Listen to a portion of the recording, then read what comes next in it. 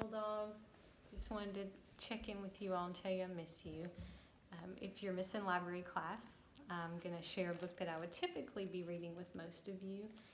Since we've had spring start last week and lots of rainy weather, we're going to share Cloudy with a Chance of Meatballs. And then at the end of the story, we'll have some STEM activities you might want to try at home.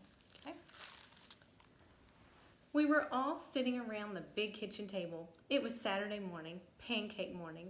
Mom was squeezing oranges for juice. Henry and I were betting on how many pancakes we could each eat, and Grandpa was doing the flipping.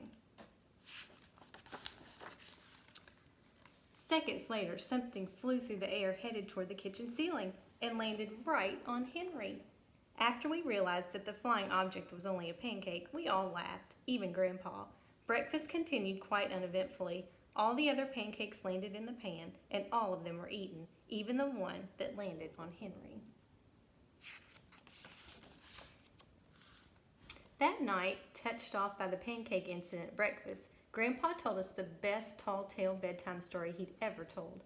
Across an ocean, over lots of huge bumpy mountains, across 3 hot deserts and 1 smaller ocean, there lay the tiny town of Chew and Swallow. In most ways, it was very much like any other tiny town. It had a main street lined with stores, houses with trees and gardens around them, and a schoolhouse, about 300 people, and some assorted cats and dogs. But there were no food stores in the town of Chew and Swallow. They didn't need any. The sky supplied all the food they could possibly want. The only thing that was really different about Chew and Swallow was its weather. It came 3 times a day at breakfast, lunch, and dinner. Everything that everyone ate came from the sky. Whatever the weather served, that was what they ate. But it never rained rain, it never snowed snow, and it never blew just wind. It rained things like soup and juice. It snowed mashed potatoes and green peas, and sometimes the wind blew in storms of hamburgers. The people could watch the weather report on television in the morning, and they would even have a prediction for the next day's food. When the townspeople went outside, they carried their plates, cups, glasses, forks, spoons, knives, and napkins with them.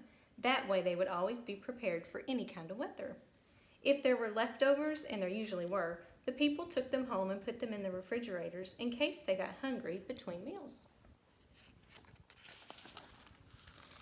The menu varied. By the time they woke up in the morning, breakfast was coming down. After a brief shower of orange juice, low clouds of sunny-side-up eggs moved in, followed by pieces of toast. Butter and jelly sprinkled down for the toast, and most of the time it rained milk afterwards. For lunch one day, frankfurters already in their rolls blew in from the northwest at about 5 miles an hour. There were mustard clouds nearby. Then the wind shifted to the east and brought in baked beans. A drizzle of soda finished off the meal. Dinner one night consisted of lamb chops, becoming heavy at times, with occasional ketchup. Periods of peas and baked potatoes were followed by gradual clearing, with a wonderful jello setting in the west. The sanitation department of Chew and Swallow had a rather unusual job for a sanitation department. It had to remove the food that fell on the houses and sidewalks and lawns. The workers cleaned up after every meal and fed all the dogs and cats. Then they emptied some of it into the surrounding oceans for the fish and turtles and whales to eat.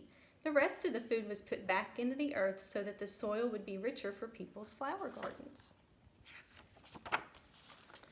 Life for the townspeople was delicious until the weather took a turn for the worse. Spaghetti ties up town. Traffic snarled on Lower Intestine Street. One day there was nothing but gorgonzola cheese all day long. The next day there was only broccoli all overcooked. And the next day there were Brussels sprouts and peanut butter with mayonnaise.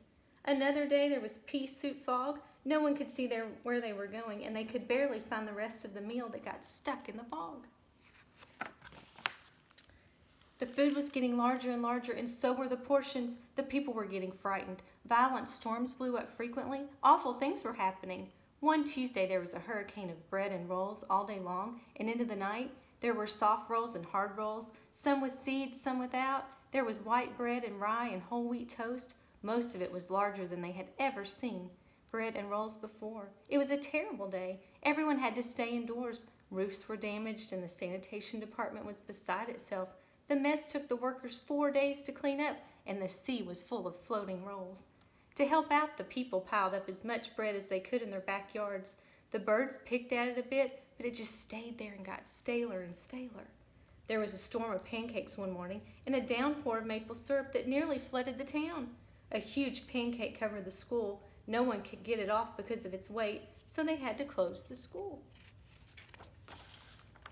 Lunch one day brought 15-inch drifts of cream cheese and jelly sandwiches. Everyone ate themselves sick, and the day ended with a stomach ache. There was an awful salt and pepper wind accompanied by an even worse tomato tornado.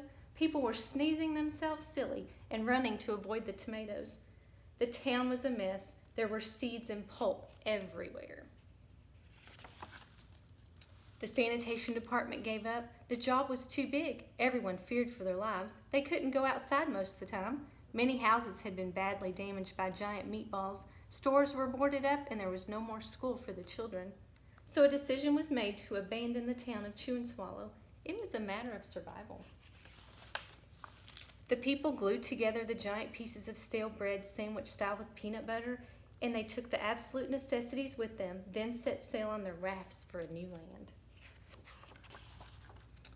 After being afloat for a week, they finally reached a small coastal town which welcomed them. The bread had held up surprisingly well enough for them to build temporary houses for themselves out of it. The children began school again, and the adults all tried to find places for themselves in the new land. The biggest change they had to make was getting used to buying food at a supermarket. They found it odd that food was kept on shelves, packaged in boxes, cans, and bottles. Meat that had to be cooked was kept in large refrigerators. Nothing came down from the sky except rain and snow. The clouds above their heads were not made of fried eggs, and no one ever got hit by a hamburger again. And nobody dared to go back to Chew and Swallow to find out what had happened to it. They were too afraid. Henry and I were awake until the very end of Grandpa's story. I remember his good night kiss. The next morning we woke up to see snow falling outside our window. We ran downstairs for breakfast and ate it a little faster than usual so we could go sledding with Grandpa. It's funny, but even as we were sliding down the hill, we thought we saw a giant pat of butter at the top, and we could almost smell mashed potatoes. The end. So I hope you enjoyed our story. If you are interested in doing a quick STEM activity, I have a few choices for you.